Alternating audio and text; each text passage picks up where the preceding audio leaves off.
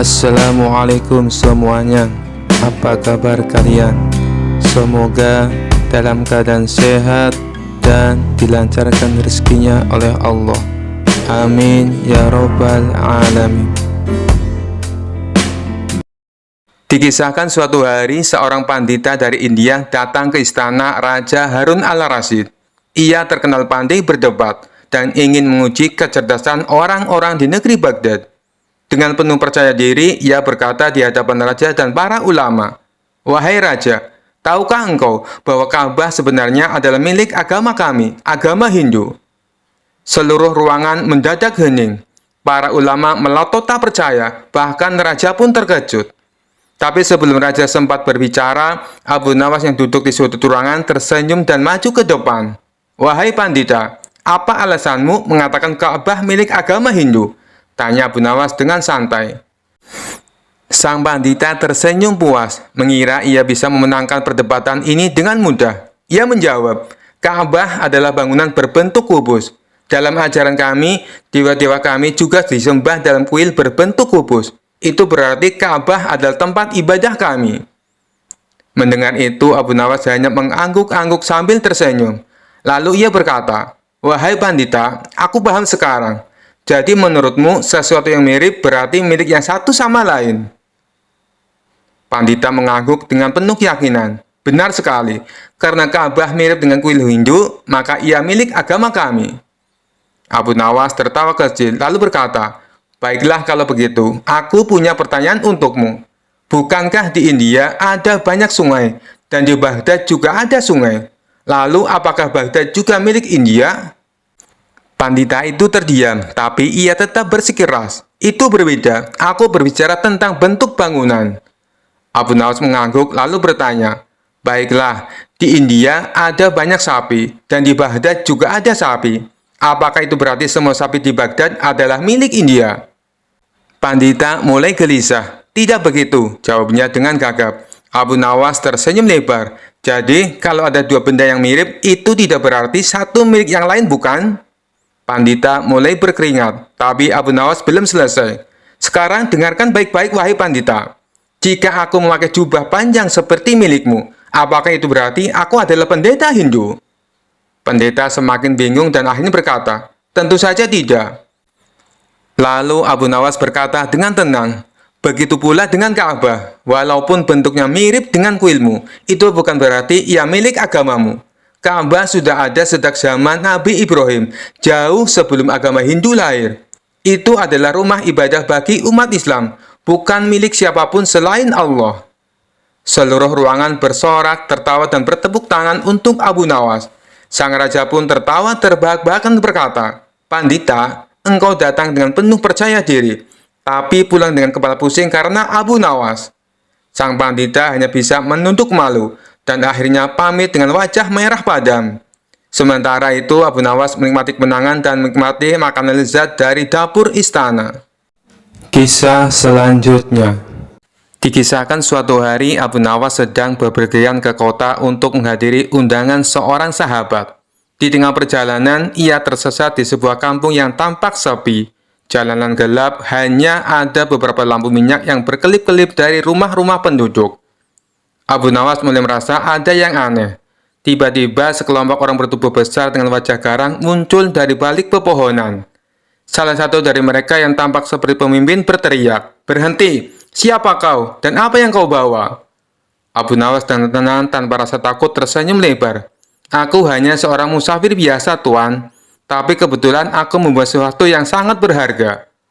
Mendengar kata sangat berharga, mata para begal langsung berbinar-binar. Pemimpin mereka mendekat sambil berkata, "Serahkan barang itu, atau kau tidak akan keluar dari kampung ini hidup-hidup." Abu Nawas dengan santai mengeluarkan sebuah kotak kecil dari tasnya. Kotak itu dihiasi kain berwarna emas, tampak seperti sesuatu yang mahal. "Inilah yang kalian cari," kata Abu Nawas sambil memperlihatkan kotak tersebut. "Namun barang ini sangat berbahaya jika kalian tidak tahu cara menggunakannya." Para begal bingung sekaligus penasaran. Salah satu dari mereka bertanya, "Apa itu? Mengapa berbahaya?" Abu Nawas berpura-pura serius. "Ini adalah pusaka yang hanya bisa dipegang oleh orang-orang yang berani. Jika kalian salah memegangnya, kalian akan terkena kutukan yang mengerikan. Para begal saling pandang. Pemimpinnya berkata, "Aku tidak percaya, buka kotaknya sekarang." Abu Nawas membuka kotak itu perlahan-lahan. Di dalamnya ternyata hanya ada sebuah bawang merah besar. "Bawang ini adalah bawang sakti," kata Abu Nawas. "Jika kalian menyentuhnya tanpa keberanian, kalian akan menangis tanpa henti selama 7 hari 7 malam.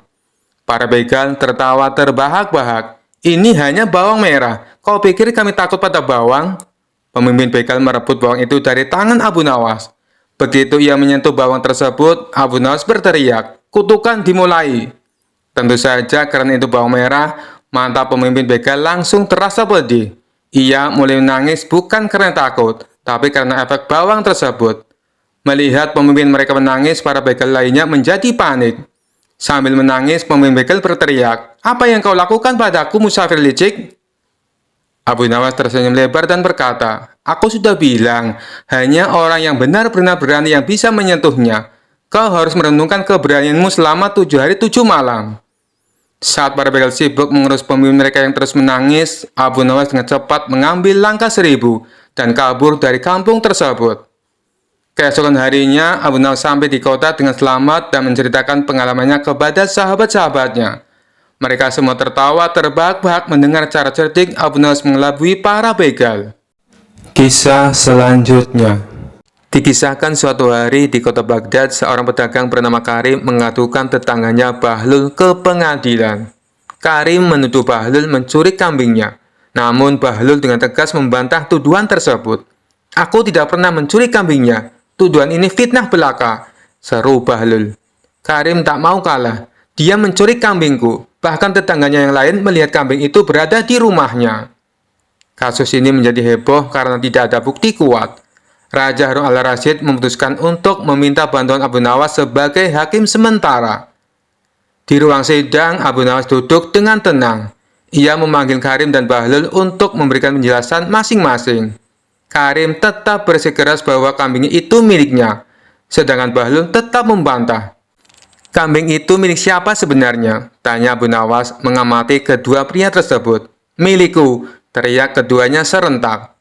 Abu Nawas mengelus jenggotnya berpikir, lalu dengan wajah serius ia berkata, "Baiklah, jika kita tidak bisa memutuskan berdasarkan kata-kata kalian, maka biarkan kambing itu menjadi saksinya." Semua orang di ruang sidang terkejut. "Apa? Kambing jadi saksi?" gumam mereka. Abu Nawas meminta kambing yang diperebutkan itu dibawa ke ruang sidang. Seekor kambing gemuk yang mengembik terus dibawa masuk. Dengan wajah tenang, Abu Nawas pun berkata, "Kambing ini pasti tahu siapa pemiliknya. Aku akan membuktikannya." Ia lalu meminta Karim dan Bahlul berdiri berjauhan. "Sekarang, aku ingin kalian memanggil kambing ini. Siapa yang dipilih kambing ini, dialah pemiliknya." Karim mulai memanggil kambing itu. "Sini kambingku sayang, ayo datang ke tuanmu." Namun kambing itu hanya diam. Giliran Bahlul, ia memanggil dengan nada tinggi, "Hai kambing, datang ke sini." Lagi-lagi kambing itu tidak bergerak. Abu Nawas tersenyum lebar. Ia mendekati kambing dan berkata, "Kambing ini tidak tertarik pada kalian, tapi aku tahu cara lain untuk mengungkap kebenarannya." Ia kemudian memerintahkan agar kambing diikat di tempat tertutup. Abu Nawas memanggil pelayan dan memberikan instruksi rahasia. Setelah beberapa saat, pelayan kembali membawa seember air yang penuh kotoran kambing. Abu Nawas tersenyum sambil berkata kepada Karim dan Bahlul, "Aku punya cara terakhir. Siapa yang berani minum air ini, berarti dia benar-benar pemilik kambing." Karim langsung mundur dengan wajah jijik. "Apa? Minum itu? Tidak mungkin." Sementara itu, Bahlul malah tertawa. "Tentu saja aku tidak mau minum itu. Aku bahkan tidak tahu bagaimana kambing itu hidup di rumahku." Abu Nawas tersenyum puas. Akhirnya terungkap, jika kau pemilik kambing sejati, kau pasti peduli dan rela melakukan apapun demi hewanmu. Karena kalian berdua menolak, aku tahu kambing ini bukan milik salah satu dari kalian. Abu Nawas memutuskan kambing itu diserahkan ke raja sebagai hadiah karena kedua pihak tidak dapat membutuhkan kepemilikannya. Semua orang tertawa mendengar putusan tersebut. Sementara Karim dan Bahlul hanya bisa saling melirik malu. Kisah selanjutnya. Dikisahkan suatu malam saat sedang berjalan di hutan, Abu Nawas tersandung sesuatu. Ia melihat sebuah kendi tua dan berdebu di tanah. Karena penasaran, ia mengambilnya dan membersihkan debunya. Tiba-tiba dari dalam kendi keluar asap tebal. Lalu muncul sosok jin besar dan menyeramkan. "Terima kasih telah membebaskanku, wahai manusia. Aku adalah jin yang sudah terkurung di dalam kendi ini selama ratusan tahun. Sebagai balasannya, aku akan mengabulkan 3 permintaanmu," kata jin dengan suara menggelegar. Abu Nawas mengelus janggutnya dan tersenyum licik. "Baiklah jin, permintaan pertamaku adalah, aku ingin kau menangis." Jin terkejut. "Apa? Kenapa kau ingin aku menangis? Aku ini jin perkasa, aku tidak menangis." "Pokoknya itu permintaanku," kata Abu Nawas tegas. Jin mulai berpikir keras. Ia mencoba mengenang masa lalunya yang sedih, tapi tetap saja tidak bisa menangis. Abu Nawas mendekatinya dan berkata, "Baiklah, kalau kau tidak bisa menangis dengan cara biasa, aku akan membantumu." Abu Nawas lalu berdiri di depan jin dan mulai bercerita. "Dulu, ada seorang jin yang terkurung di dalam kendi selama ratusan tahun. Ia menunggu dengan sabar sampai akhirnya seseorang membebaskannya. Tapi malangnya, orang pertama yang ditemuinya malah menyuruhnya menangis. Bukankah itu menyedihkan?" Jin terdiam. Ia mulai berpikir. Lalu matanya berkaca-kaca. Kemudian air mata mulai mengalir dari matanya. "Itu memang sangat menyedihkan." Jin pun menangis terseduh-seduh. Abu Nawas tertawa puas. "Bagus. Sekarang aku akan menyampaikan permintaan keduaku." Jin yang masih terisak bertanya, "Apalagi permintaanmu?" "Aku ingin kau tertawa," kata Abu Nawas. "Hah? Aku baru saja menangis. Sekarang kau menyuruhku tertawa? Itu tidak mungkin," kata Jin sambil mengusap air matanya. "Oh, sangat mungkin," kata Abu Nawas. "Karena baru saja aku menyuruh jinnya perkasa menangis, dan dia benar-benar menangis. Bukankah itu sangat lucu?" Jin terdiam, lalu berpikir. Tiba-tiba ia tertawa terbahak-bahak. "Benar juga, aku jin perkasa, tapi bisa dibuat menangis hanya karena cerita bodoh." Abu Nawas tersenyum puas. "Nah, sekarang aku akan menyampaikan permintaan ketigaku." Jin masih tertawa. "Apa permintaanmu yang terakhir?" Abu Nawas mendekati jin dan berbisik, "Aku ingin kau kembali masuk ke dalam kendi." Jin langsung berhenti tertawa. "Hah? Tidak, aku baru saja keluar setelah ratusan tahun terkurung." "Tapi itu permintaanku, dan kau harus menepatinya," kata Abu Nawas. Jin pun menangis lagi, lalu dengan terpaksa masuk kembali ke dalam kendi. Sebelum menutup kendi itu, Abu Nawas tersenyum dan berkata, "Terima kasih sudah mengabulkan semua permintaanku. Sampai jumpa ratusan tahun lagi." Lalu ia menutup kendi dan menguburnya kembali ke tanah. Sementara itu di dalam kendi, jin menangis sambil tertawa, bingung dengan kejahilan Abu Nawas. Kisah selanjutnya.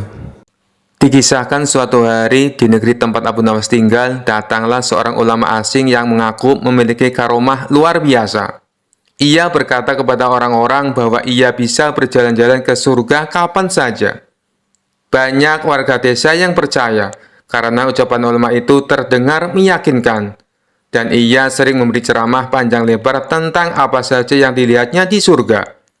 Di surga itu buahnya segar-segar dan harum. Airnya jernih seperti kristal. "Saya sudah sering ke sana," katanya dengan bangga. Warga pun terkagum-kagum dan mulai memberikan banyak hadiah kepada ulama tersebut sebagai bentuk penghormatan. Mendengar berita itu, Abu Nawas merasa ini tidak masuk akal. Ia pun memutuskan untuk menguji kebenaran perkataan ulama tersebut. Pada suatu sore, Abu Nawas datang ke tempat ulama tersebut yang sedang berceramah. Setelah ulama selesai berbicara, Abu Nawas berdiri dan berkata, "Wahai Tuan Ulama, kami semua sangat kagum mendengar cerita-ceritamu tentang surga. Namun, aku ingin mengajukan satu permintaan kecil." Ulama itu tersenyum angkuh. "Silahkan Abu Nawas, permintaan apa yang kau ajukan?" Abu Nawas menjawab dengan santai, "Karena kau bisa pergi ke surga kapan saja, bisakah kau menitipkan sepotong roti ini kepada nenekku yang sudah meninggal? Aku sangat merindukannya." Ulama itu tampak terkejut mendengar permintaan Abu Nawas. Namun karena sudah terlanjur sombong di hadapan warga, ia tidak bisa menolak. Tentu saja, berikan rotimu.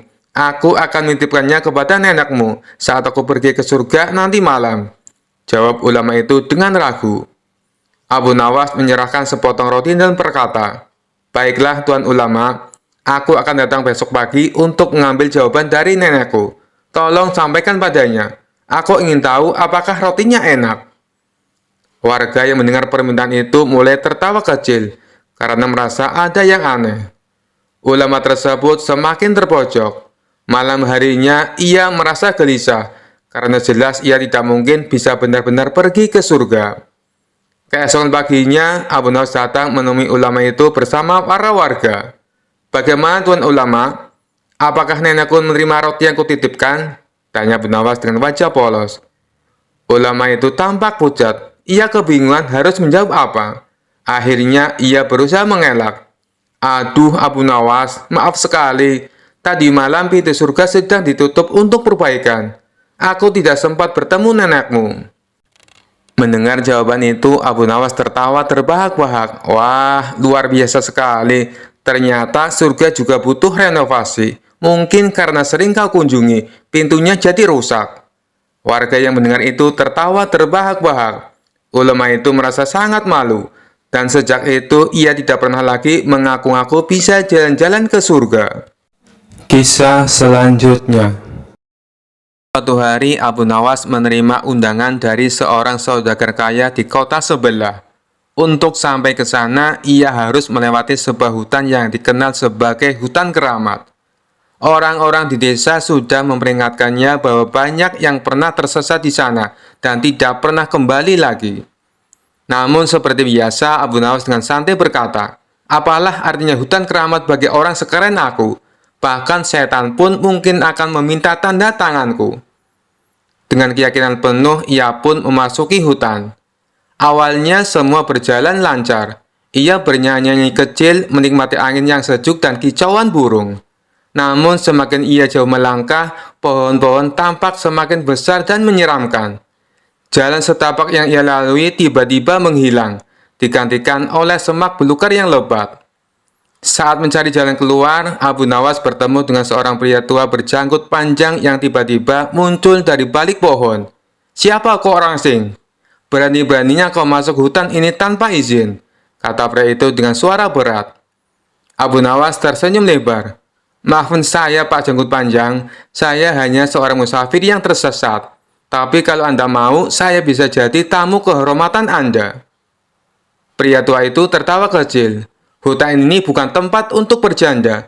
Kau harus membuktikan keberanianmu, atau tidak akan bisa keluar dari sini." Pria tua itu membawa Abu Nawas ke sebuah tempat terbuka. Di sana bayangan aneh muncul di tanah, menari-nari tanpa ada orang yang bergerak. "Kalau kau bisa menari lebih baik dari bayangan ini, aku akan membiarkanmu lewat," kata pria itu. Abu Nawas memutar otak. Ia lalu mengeluarkan sehelai kain dari kantongnya dan mulai menari sambil melambai-lambaikan kain itu. Gerakannya sangat aneh, seperti ikan yang melompat dari air. Pria tua itu heran. "Apa yang kau lakukan? Itu bukan menari, itu seperti kau sedang kesurupan." Abu Nawas tertawa. "Ini seni kontemporer Pak Tua. Kalau bayangan itu bisa menari bebas, kenapa saya tidak?" Pria tua itu tertawa terbahak-bahak dan membiarkan Abu Nawas melanjutkan perjalanan. Di tengah perjalanan, Abu Nawas melihat patung-patung menyeramkan yang tampak seperti manusia nyata. Pria tua itu berkata, "Salah satu dari mereka adalah manusia hidup yang terjebak kutukan. Temukan dia jika kau ingin keluar." Abu Nawas mendekati setiap patung dan berkata, "Hei, siapa yang ingin bebas? Angkat tangan sekarang juga." Semua patung diam, kecuali satu yang refleks mengangkat tangannya. Ternyata dia adalah manusia yang terkutuk. Abu Nawas tertawa. "Lihat, saya bahkan bisa membuat patung angkat tangan. Sekarang, biarkan saya lewat." Pria itu terkejut dengan kecerdikan Abu Nawas dan akhirnya mengizinkannya untuk pergi. Setelah melalui berbagai tantangan, Abu Nawas akhirnya menemukan jalan keluar. Saat tiba di kota, ia menceritakan pengalamannya kepada saudagar dan warga setempat. "Jadi, apa pelajaran dari perjalananmu di hutan keramat?" tanya salah satu warga. Abu Nawas tersenyum lebar. Pelajarannya adalah, kalau kau tersesat, bawa otak dan keberanianmu, bukan cuma bekal makanan. Semua orang tertawa dan Abu Nawas pun menikmati jamuan di rumah saudagar dengan penuh kegembiraan. Kisah selanjutnya.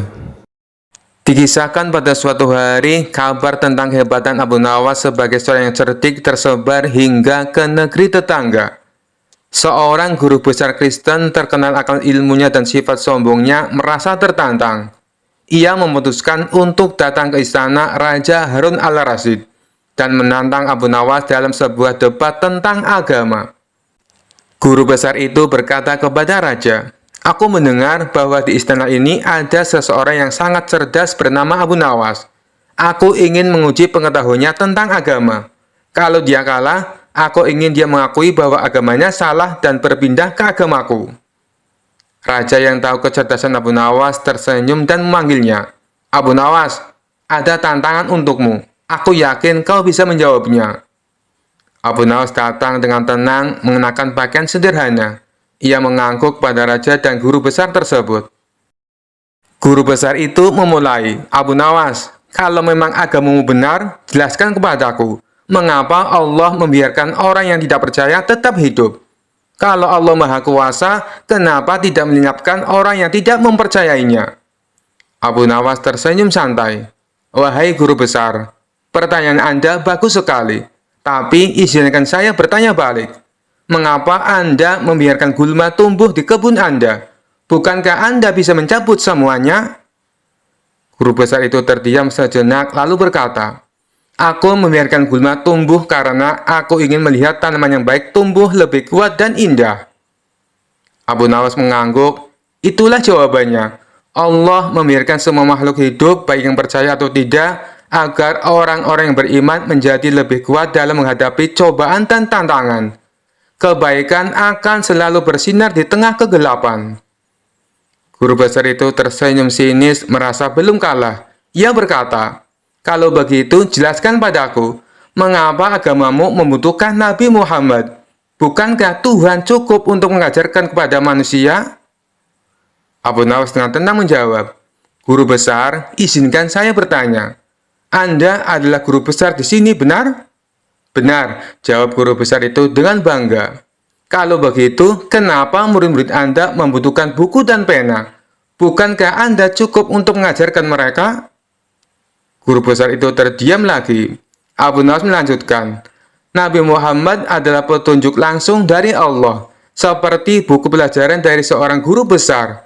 Tanpa petunjuk itu, umat manusia akan kebingungan dalam memahami jalan yang benar."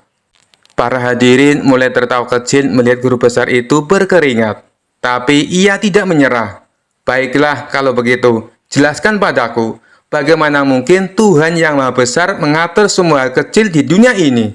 Seperti kapan hujan turun atau kapan bayi lahir?" Abu Nawas tersenyum lebar. "Guru besar, apakah Anda punya jam tangan?" "Tentu saja," jawabnya sambil menunjukkan jam tangannya yang mahal. Abu Nawas bertanya lagi, "Jam tangan Anda bisa menunjukkan waktu dengan tepat. Apakah Anda membuatnya sendiri?" "Tidak, ini dibuat oleh pembuat jam." "Dan apakah pembuat jam itu harus datang setiap hari untuk memastikan jam tangan Anda tetap bekerja?" "Tidak, jam ini sudah dirancang untuk bekerja dengan sendirinya." Abu Nawas tersenyum lebih lebar. "Itulah jawaban saya. Allah menciptakan alam semesta dengan kesempurnaan. Dia tidak perlu mengatur setiap detik secara langsung, karena semuanya sudah berjalan sesuai dengan kehendaknya." Guru besar itu terdiam, wajahnya memerah padam. Ia kehabisan akal untuk menjawab. Para hadirin bersorak memuji kecerdasan Abu Nawas. Akhirnya guru besar itu berdiri dan berkata, "Aku mengaku kalah, dan aku melihat kebenaran dalam jawabanmu. Mulai hari ini, aku ingin belajar lebih banyak tentang Islam." Abu Nawas tersenyum rendah hati. "Kebenaran hanya milik Allah. Saya hanya menyampaikan apa yang saya tahu." Raja Harun al-Rasyid tertawa terbahak-bahak. "Abu Nawas, kau selalu tahu cara mengalahkan kesombongan dengan kebijaksanaan. Kau memang tak tergantikan." Kisah selanjutnya. Dikisahkan pada suatu hari, Raja Harun al-Rasyid mengangkat beberapa gubernur baru untuk mengurus wilayah-wilayah di kerajaannya. Para gubernur ini adalah orang-orang yang merasa sangat pintar dan sering membantah keputusan raja, karena menganggap diri mereka lebih tahu segalanya. Melihat ini, sang raja merasa kesal. Bagaimana mungkin para gubernur ini berani membantahku, padahal aku yang mengangkat mereka. Aku harus memberi mereka pelajaran, pikirnya. Lalu sang raja memanggil Abu Nawas dan berkata, "Abu Nawas, aku ingin kau menguji para gubernur baru ini. Aku ingin melihat apakah mereka benar-benar secerdas yang mereka kira." Abu Nawas tersenyum penuh arti. "Baik, Baginda, serahkan urusan ini kepadaku." Keesokan harinya, Abu Nawas mengundang semua gubernur baru ke sebuah perjamuan mewah di istana. Makanan melimpah, minuman segar, dan hiburan menarik membuat para gubernur merasa sangat senang. Namun, di tengah-tengah jamuan, Abu Nawas tiba-tiba berdiri dan berkata, "Wahai para gubernur, karena kalian adalah orang-orang terhormat, aku ingin mengajukan sebuah pertanyaan sederhana. Jika kalian bisa menjawabnya dengan benar, kalian akan mendapat hadiah besar dari Baginda Raja." Para gubernur yang sombong itu langsung tertarik. "Apa pertanyaannya? Kami pasti bisa menjawabnya," kata salah satu gubernur dengan angkuh. Abu Nawas tersenyum dan berkata, "Baiklah, pertanyaannya adalah, siapakah yang lebih penting, raja atau gubernur?" Sang gubernur langsung menjawab, "Tentu saja gubernur lebih penting. Kami yang mengurus rakyat secara langsung, sedangkan raja hanya duduk di istana." Gubernur lainnya ikut menimpali, "Benar, tanpa gubernur, kerajaan akan kacau. Jadi kami lebih penting." Mendengar jawaban ini, Abu Nawas tertawa kecil. "Baiklah, kalau begitu aku punya tantangan untuk kalian." Abu Nawas lalu membawa sebuah kendi besar berisi air dan berkata, "Bayangkan kendi ini adalah kerajaan. Air di dalamnya adalah rakyat. Dan leher kendi ini adalah sang raja. Nah, kalian para gubernur adalah tutup kendi ini." Para gubernur mengangguk, merasa ini hanyalah perumpamaan biasa. Lalu dengan cepat Abu Nawas mengalihkan kendi itu dan membuka tutupnya. Semua air di dalam kendi langsung tumpah ke tanah. Para gubernur terkejut. "Apa maksudnya ini, Abu Nawas?" tanya salah satu dari mereka. Abu Nawas tersenyum santai. "Lihatlah, saat tutup kendi ini dibuka, airnya langsung keluar dan hilang. Begitu pula dengan kalian. Jika seorang gubernur merasa lebih penting dari raja dan tidak mau tunduk kepadanya, maka seperti air dalam kendi, rakyat pun akan berantakan." Para gubernur terdiam. Wajah mereka mulai memerah. Mereka akhirnya sadar bahwa tanpa raja, mereka tidak akan punya kekuasaan apa-apa. Saat itulah Raja Harun al-Rasyid masuk ke ruangan dengan tawa puas. "Abu Nawas, kau memang luar biasa." Para gubernur ini akhirnya mengerti pelajaran mereka. Sejak hari itu, para gubernur tidak lagi membantah raja sembarangan. Kisah selanjutnya. Dikisahkan suatu pagi yang cerah, Abu Nawas sedang duduk di depan rumahnya sambil menikmati secangkir teh hangat. Tiba-tiba seorang tetangga bernama Pak Jalal datang dengan wajah cemberut, membawa seutas tali yang ujungnya terikat bulu ayam. "Abu Nawas, kau pasti tahu ayamku hilang semalam, dan ini?" seru Pak Jalal sambil menunjukkan bulu ayam. "Aku menemukan bulu ayam ini di depan rumahmu. Kau pasti mencurinya." Abu Nawas terkejut, tapi ia tetap tenang. Dengan gaya santai, ia menatap bulu ayam itu dan berkata, "Pak Jalal, ini hanya bulu ayam. Mana buktinya kalau aku yang mencuri ayammu?" "Jangan pura-pura, Abu Nawas. Kau pasti pelakunya," bentak Pak Jalal. "Baiklah," kata Abu Nawas sambil tersenyum. "Kalau begitu, mari kita pergi ke hakim untuk menyelesaikan masalah ini." Mereka pun pergi ke rumah hakim. Di sana Pak Jalal menjelaskan bahwa ia menemukan bulu ayam di depan rumah Abu Nawas dan menuduh Abu Nawas sebagai pencurinya. Hakim mengangguk-angguk, lalu bertanya kepada Abu Nawas, "Bagaimana pembelaanmu, Abu Nawas?" Dengan tenang Abu Nawas menjawab, "Yang mulia, jika bulu ayam di depan rumah saya dijadikan bukti bahwa saya mencuri ayam, maka jika saya menemukan rambut di depan rumah Pak Jalal, apakah itu berarti saya boleh menuduh Pak Jalal mencuri istri saya?" Hakim dan semua orang yang mendengar itu langsung tertawa terbahak-bahak. Pak Jalal pun terdiam dengan wajah merah padam karena malu. Hakim berkata, "Pak Jalal, tuduhanmu tidak berdasar. Hanya karena ada bulu ayam di depan rumah Abu Nawas, bukan berarti dia mencuri ayammu. Pulanglah dan carilah ayammu dengan cara yang benar." Pak Jalal akhirnya pergi dengan wajah kesal. Sementara Abu Nawas pulang ke rumahnya sambil tersenyum puas. Sejak saat itu tidak ada lagi yang berani menuduh Abu Nawas tanpa bukti yang jelas, karena mereka tahu betapa cerdiknya Abu Nawas. Kisah selanjutnya. Dikisahkan suatu malam Abu Nawas sedang berjalan sendirian melewati jalan sepi di pinggiran kota. Bulan bersinar terang, tapi suasana tetap mencekam. Tiba-tiba dari balik semak-semak muncul 3 orang perampok bertampang garang dengan golok di tangan. "Berhenti! Serahkan semua hartamu atau kau akan menyesal!" teriak salah satu perampok dengan wajah menyeramkan. Abu Nawas tersenyum santai lalu berkata, "Wah, kalian ini benar-benar perampok?" "Tentu saja, kami perampok paling kejam dan sadis," kata perampok yang paling besar sambil mengayunkan goloknya. Abu Nawas mengangguk-angguk. "Bagus, bagus. Aku sedang mencari orang seperti kalian." Ketiga perampok saling pandang dengan bingung. "Maksudmu apa?" Abu Nawas menepuk dadanya dan berkata, "Aku ini perampok juga. Bahkan aku lebih kejam dan sadis daripada kalian." "Hah? Kamu perampok?" tanya salah satu dari mereka dengan curiga. "Tentu saja," kata Abu Nawas.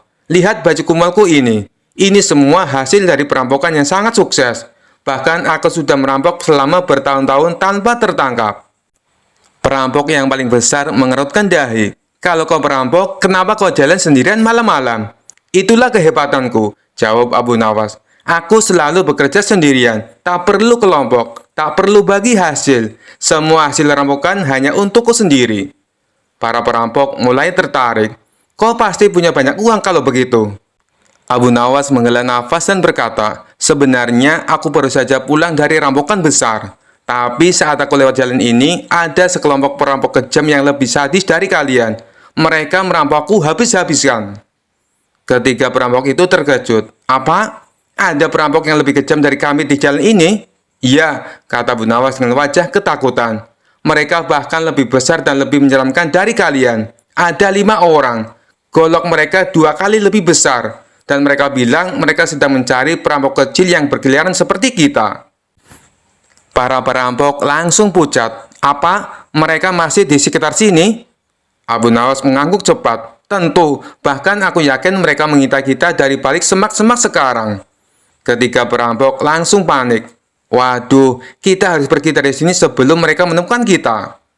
Tanpa berpikir panjang, para perampok langsung kabur secepat mungkin, meninggalkan Abu Nawas sendirian. Abu Nawas tersenyum lebar, menepuk jubahnya dan melanjutkan perjalanan sambil bersiul santai. Kadang perampok terbesar bukannya memegang golok, tapi yang punya akal paling licik, kata Abu Nawas sambil tertawa kecil.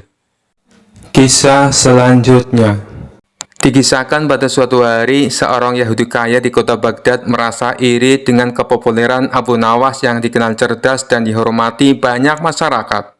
Ia pun berniat menjebak Abu Nawas agar terperangkap dalam aib besar dan dipermalukan di depan Raja Harun al-Rasyid. Yahudi itu mengundang Abu Nawas ke rumahnya dengan alasan ingin berdiskusi tentang ilmu pengetahuan. Abu Nawas yang selalu bersikap ramah kepada siapa saja menerima undangan itu tanpa curiga. Saat tiba di rumah Yahudi tersebut, Abu Nawas disuguhi makanan dan minuman yang mewah. Namun ada satu minuman yang tampak mencurigakan bagi Abu Nawas, sebuah gelas berisi cairan merah. "Abu Nawas," kata Yahudi itu dengan senyum licik, "minuman ini adalah sari buah anggur yang sangat langka. Hanya orang-orang istimewa yang bisa mencicipinya. Silakan minumlah." Abu Nawas melirik gelas itu dengan tatapan tajam. Ia tahu betul bahwa itu bukan sekedar sari buah, melainkan arak. Namun ia tidak ingin langsung menolak, karena bisa jadi itu adalah jebakan untuk memfitnahnya.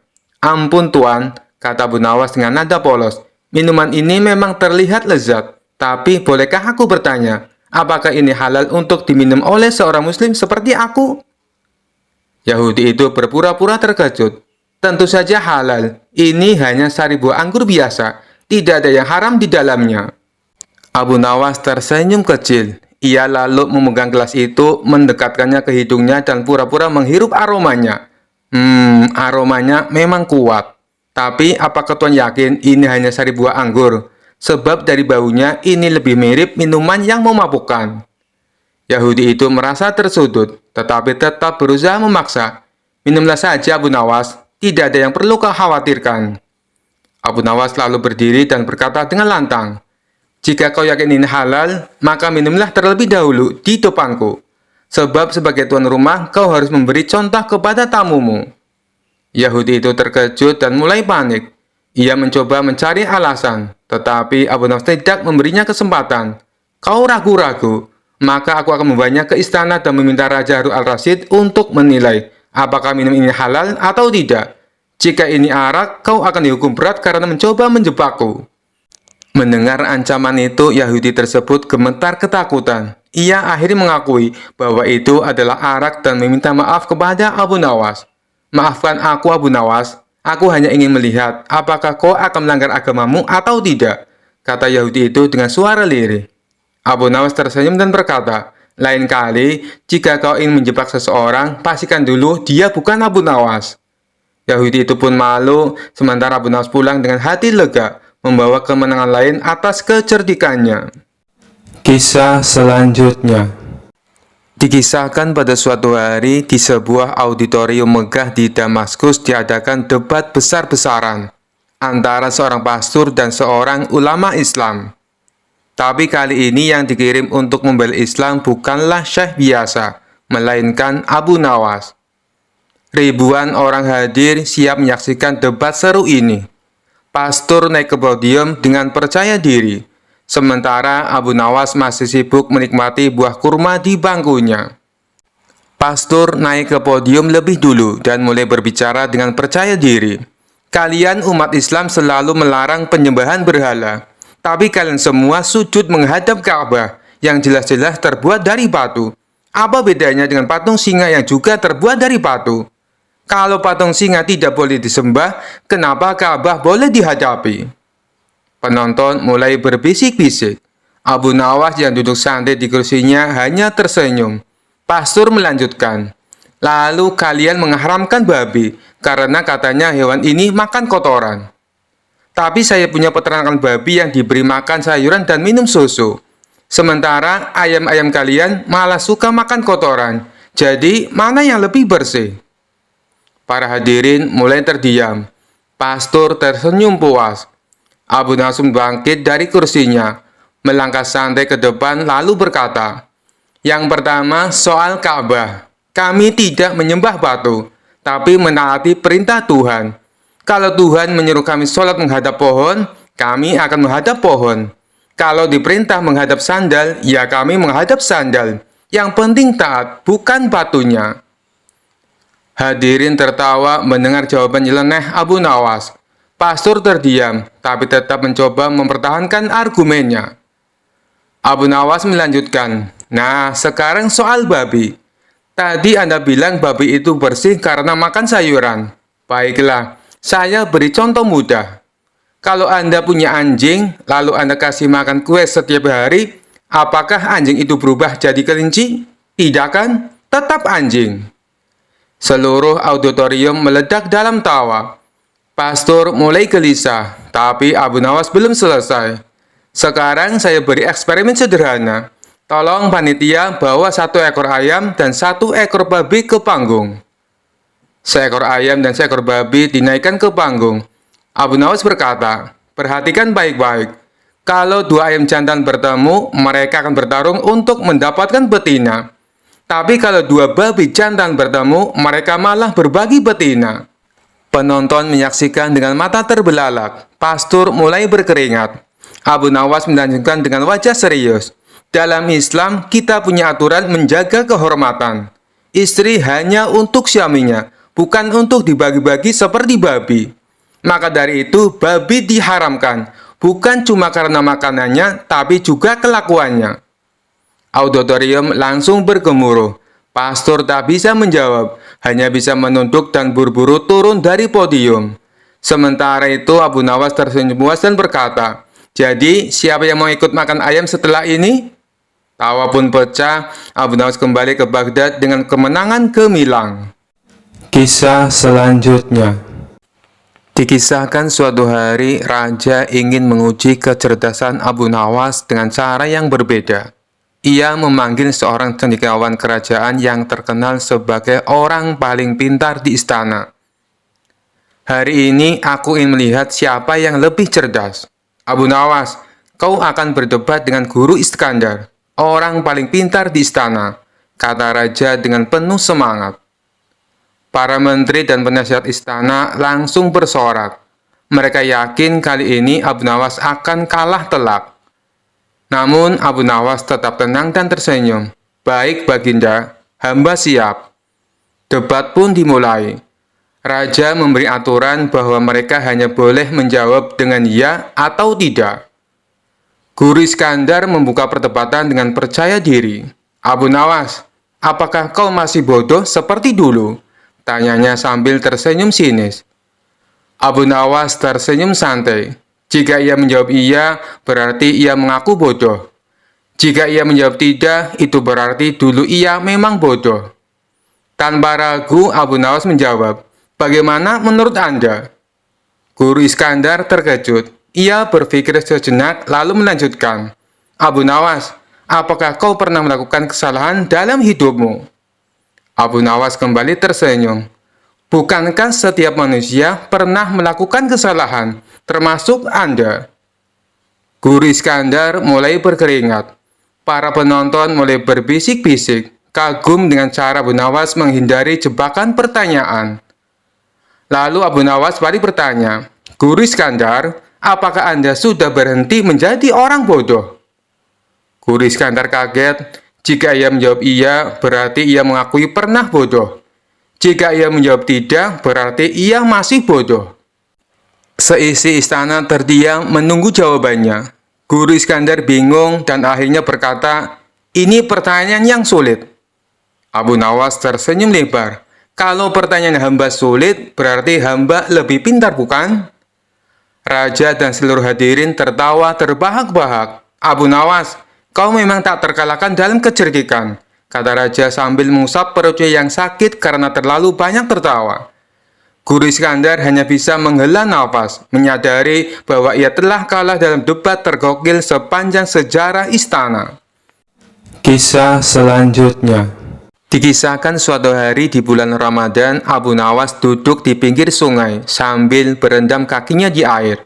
Tiba-tiba seorang ulama terkenal lewat dan menyapanya. "Wahai Abu Nawas, sedang apa kau di sini?" tanya sang ulama. Abu Nawas tersenyum. "Aku sedang merenungkan pertanyaan besar tentang puasa, Tuan." Ulama itu tertarik. "Pertanyaan apa itu?" Abu Nawas menatapnya dengan serius dan bertanya, "Tuan, apakah kentut dalam air membatalkan puasa?" Ulama itu kaget dengan pertanyaan aneh itu. "Tentu saja tidak. Puasa batal karena makan, minum, dan hal-hal yang membatalkan secara syar'i. Tapi kentut dalam air tidak membatalkan puasa." Abu Nawas mengangguk-angguk lalu bertanya lagi, "Kalau begitu, mengapa kentut dalam air bisa membatalkan wudhu?" Ulama itu terdiam sejenak, berpikir keras, "Karena keluarnya angin dari tubuh membatalkan wudhu." Abu Nawas tersenyum licik. "Jadi, jika kentut dalam air membatalkan wudhu, mengapa tidak membatalkan puasa juga? Bukankah itu berarti sesuatu telah keluar dari tubuh?" Ulama itu mulai kebingungan. Tapi puasa itu berbeda dengan wudhu. Yang membatalkan puasa itu masuknya sesuatu ke dalam tubuh, bukan keluarnya. Abu Nawas tertawa kecil. "Jadi kalau begitu, seandainya seseorang menelan air dalam jumlah banyak saat berenang, itu tetap tidak membatalkan wudhu, kan?" Ulama itu semakin pusing. "Itu beda lagi, Abu Nawas. Jika air masuk ke tubuh dengan sengaja, itu membatalkan puasa. Tapi kalau keluar angin dari tubuh, itu membatalkan wudhu, tapi tidak membatalkan puasa." Abu Nawas menggaruk kepalanya pura-pura bingung. "Jadi, kalau seseorang berwudhu sambil puasa, lalu kentut dalam air, dia harus mengulangi wudhunya, tapi puasanya tetap sah, kan?" "Betul," kata ulama dengan mantap. Abu Nawas tersenyum puas. Kalau begitu, saya akan tetap berpuasa. Tapi mungkin saya akan berendam di air lebih lama supaya kalau kentut tidak ada yang tahu. Ulama itu langsung geleng-geleng kepala sambil tertawa. Abu Nawas, kau memang selalu punya cara membuat hal sederhana menjadi rumit. Orang-orang yang mendengar perdebatan itu tertawa terpingkal-pingkal. Kisah selanjutnya. Dikisahkan suatu hari, raja mendapat laporan bahwa ada seorang cendekiawan terkenal datang ke negeri itu. Orang ini dikenal sebagai ahli logika dan debat. Raja pun ingin menguji siapa yang lebih cerdas, cendekiawan tersebut atau Abu Nawas. Raja memanggil Abu Nawas dan berkata, "Hari ini kau harus berdebat dengan cendekiawan Jalal. Aku ingin melihat siapa yang lebih unggul dalam logika." Para menteri bersorak. Mereka yakin kali ini Abu Nawas akan kalah, karena lawannya terkenal di seluruh negeri sebagai orang paling pintar. Cendekiawan Jalal dengan percaya diri berkata, "Abu Nawas, mari kita mulai dengan pertanyaan sederhana. Jika seekor ayam bertelur di atas pagar, kemana telur itu jatuh? Ke kiri atau ke kanan?" Abu Nawas tersenyum dan menjawab, "Tentu saja tidak ke kiri atau ke kanan." Cendekiawan Jalal terkejut, "Mengapa begitu?" Abu Nawas menjawab santai, "Karena ayam tidak bertelur." Para penonton tertawa terbahak-bahak. Cendekiawan Jalal mulai berkeringat. Lalu ia mencoba menjebak Abu Nawas lagi. "Kalau begitu, coba jawab ini. Apa yang lebih dulu ada, ayam atau telur?" Abu Nawas menghela nafas lalu berkata, "Bagaimana kalau kita tanyakan langsung ke ayamnya?" Seisi istana kembali tertawa. Raja mulai menikmati perdebatan ini. Cendekiawan Jalal tidak mau kalah. "Baiklah, sekarang jawab ini. Jika seorang pria berkata, 'Aku selalu berbohong,' apakah dia mengatakan yang sebenarnya atau berbohong?" Abu Nawas berpikir sejenak, lalu tersenyum. "Itu pertanyaan yang membingungkan, tapi aku punya jawabannya." Cendekiawan Jalal mendekat penasaran. Abu Nawas berkata, "Orang itu pasti pusing sendiri dengan kata-katanya. Jadi, biarkan saja dia berbohong atau jujur sesukanya. Yang penting kita tetap bahagia." Raja tertawa terpingkal-pingkal, begitu pula seluruh hadirin. Cendekiawan Jalal akhirnya menyerah dan berkata, "Aku mengakui kecerdasanmu Abu Nawas, logikamu memang tak terduga." Raja tersenyum puas. "Abu Nawas, kau memang tak terkalahkan. Aku tidak pernah bosan dibuat tertawa olehmu." Sejak saat itu, cendekiawan istana pun mengakui Abu Nawas bukan hanya cerdik, tetapi juga punya cara unik dalam berpikir yang sulit dikalahkan. Kisah selanjutnya. Suatu hari, Raja Harun al-Rasyid sedang bosan dan ingin menguji kecerdikan Abu Nawas lagi. Ia pun memanggilnya ke istana. "Abu Nawas, aku ingin kau membuat sebuah lukisan yang luar biasa," kata sang raja. Abu Nawas mengangguk. "Baik, Baginda. Lukisan seperti apa yang Baginda inginkan?" Raja tersenyum jahil. "Aku ingin kau melukis angin." Para menteri dan pengawal yang mendengar langsung tertawa. "Mana mungkin melukis angin? Angin itu tidak bisa dilihat," bisik mereka. Namun Abu Nawas tidak panik. Ia mengangguk dengan tenang dan berkata, "Baiklah Baginda, aku akan melukis angin. Beri aku waktu 3 hari." Setelah 3 hari, Abu Nawas datang ke istana dengan membawa kanvas besar yang tertutup kain. "Baginda, lukisan angin sudah siap," kata Abu Nawas dengan penuh percaya diri. Raja dan para menterinya penasaran. "Baiklah, perlihatkan," perintah sang raja. Dengan perlahan, Abu Nawas membuka kain penutupnya, dan ternyata kanvas itu kosong. Raja terkejut. "Abu Nawas, kau menipuku? Mana lukisan anginnya?" Abu Nawas tersenyum. "Ampun Baginda, ini adalah lukisan angin yang sesungguhnya. Karena angin tidak bisa dilihat, maka lukisan angin juga tidak bisa terlihat. Tapi percayalah, anginnya ada di sana." Para menteri terdiam sejenak, lalu tertawa terbahak-bahak. Raja pun ikut tertawa sambil menggelengkan kepala. "Kau memang selalu punya cara untuk menjawab tantanganku, Abu Nawas. Baiklah, aku tidak akan marah. Sebagai hadiah, aku akan memberimu sekantong emas angin." Abu Nawas tersenyum dan menjawab, "Terima kasih Baginda. Kalau begitu, aku akan membawa kantong emas itu dengan tangan angin juga." Semua orang di sana tertawa, sementara raja hanya bisa menggeleng-geleng kepala karena lagi-lagi kalah oleh kecerdikan Abu Nawas. Kisah selanjutnya.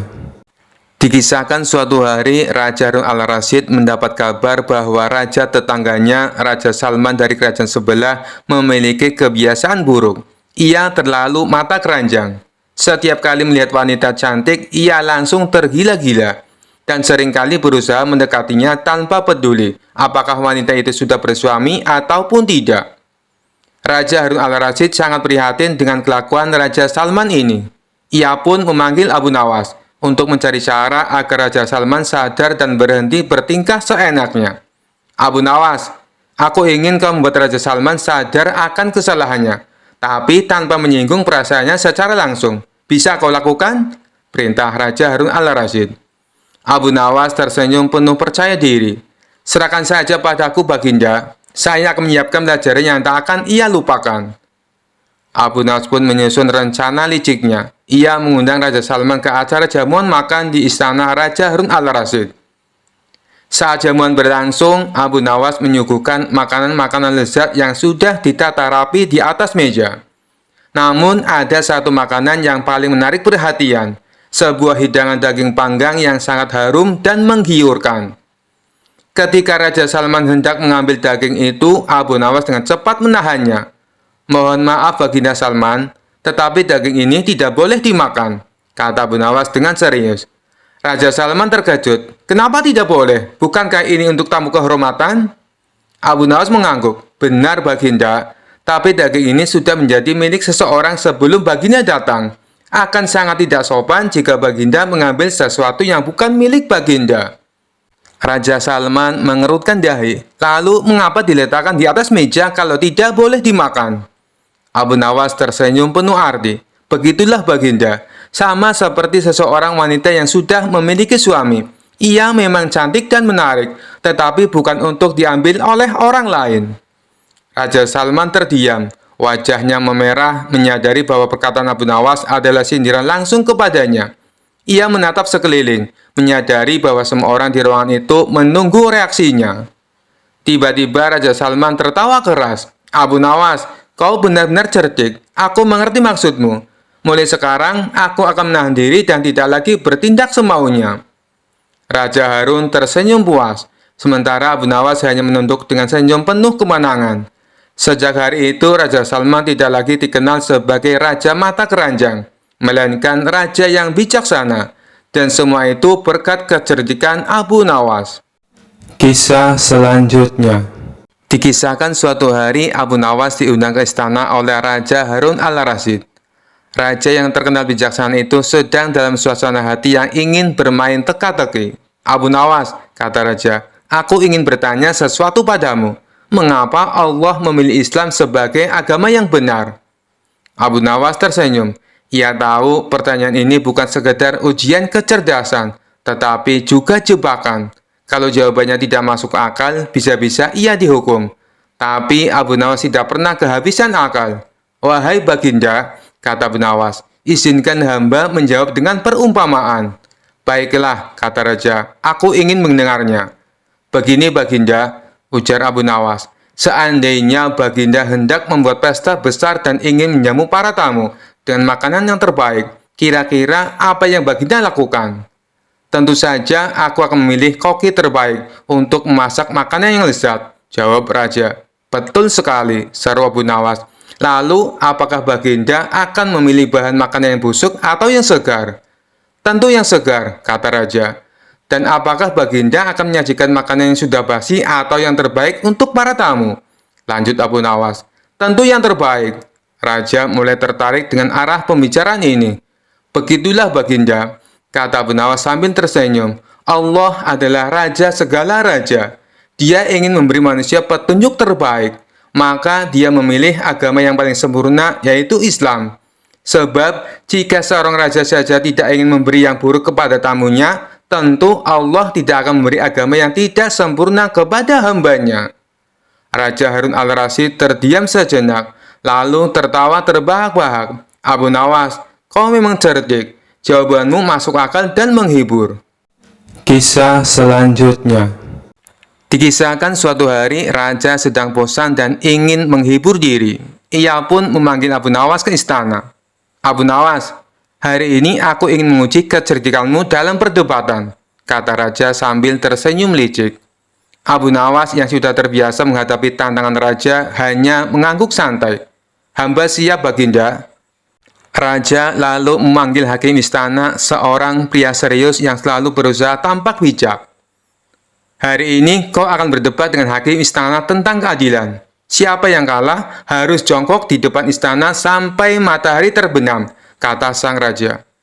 Para menteri dan pengawal tertawa. Mereka yakin hakim istana pasti menang karena ia ahli dalam hukum. Hakim istana membuka debat dengan suara lantang. Abu Nawas, menurutmu, apakah hukum harus selalu adil? Abu Nawas tersenyum. Tentu saja harus adil. Tapi tergantung siapa yang membuat hukumnya. Hakim terkejut. Maksudmu? Abu Nawas menjelaskan, jika raja yang membuat hukum, maka hukum itu adil bagi raja. Jika hakim yang membuat hukum, maka hukum itu adil bagi hakim. Dan jika aku yang membuat hukum, maka hukum itu adil bagi aku. Seisi istana tertawa terbahak-bahak. Raja mulai tertarik. Hakim berkata lagi, tapi hukum dibuat untuk semua orang, tidak bisa berat sebelah. Abu Nawas mengangguk. Benar, maka aku punya pertanyaan. Apakah Baginda Raja bisa dihukum jika melanggar hukum? Hakim terdiam, ia melirik raja. Raja tertawa. Tentu saja tidak. Aku raja, aku pembuat hukum. Abu Nawas tersenyum. Nah, itu artinya hukum tidak berlaku untuk semua orang secara adil. Hakim mulai berkeringat. Hakim mencoba mengalihkan pembicaraan. Baiklah, Abu Nawas. Jika seseorang mencuri roti karena kelaparan, apakah dia harus dihukum? Abu Nawas mengangguk. Tentu harus dihukum, tapi tukang roti juga harus dihukum. Hakim terkejut. Kenapa tukang roti harus dihukum juga? Abu Nawas menjawab santai. Karena dia membiarkan seseorang kelaparan. Seluruh istana tertawa. Hakim makin pusing. Raja pun berseru. Hakim, jawaban Abu Nawas masuk akal. Hakim mencoba sekali lagi. Tapi Abu Nawas, bagaimana kalau seseorang mencuri bukan karena lapar, tapi karena rakus?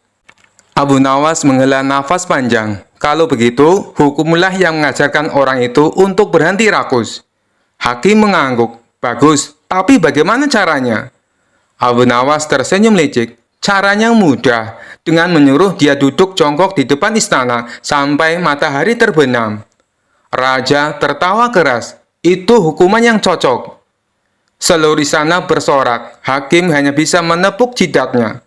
Akhirnya, hakim pun terpaksa jongkok di depan istana sampai matahari terbenam.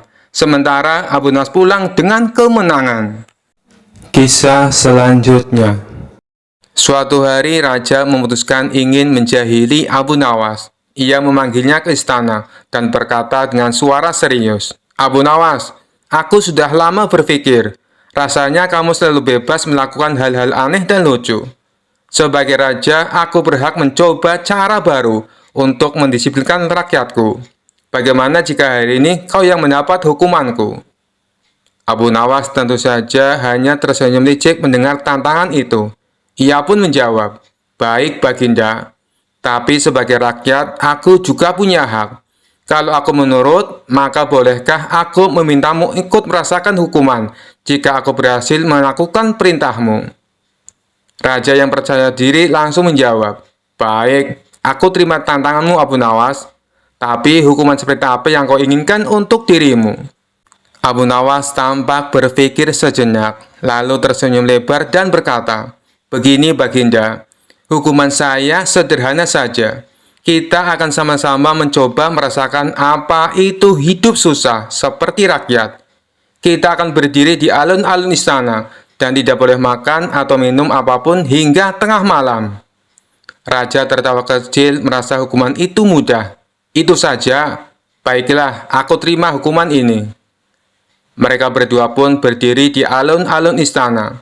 Tak lama, orang-orang berkumpul untuk melihat raja dan Abu Nawas yang menghukum diri mereka sendiri. Abu Nawas pura-pura merenung sambil sesekali menghela nafas panjang dengan wajah sedih. membuat orang-orang bertanya apa yang terjadi. Ketika malam mulai larut dan perut raja mulai keroncongan, Abu Nawas menatap langit dan berkata keras-keras, "Astagfirullah, Baginda, aku tidak kuat lagi.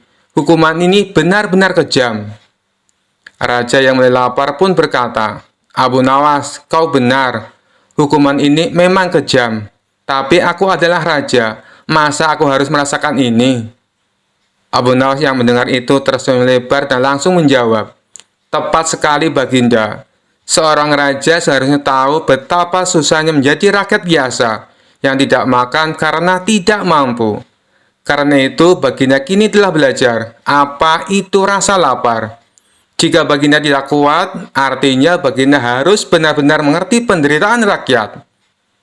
Raja terdiam, menyadari bahwa Abu Nawas telah membuatnya merasakan hukuman yang sebenarnya untuk membuka mata hatinya. Semua orang pun tertawa kecil, sementara raja hanya bisa tersenyum lemas merasa dikerjai.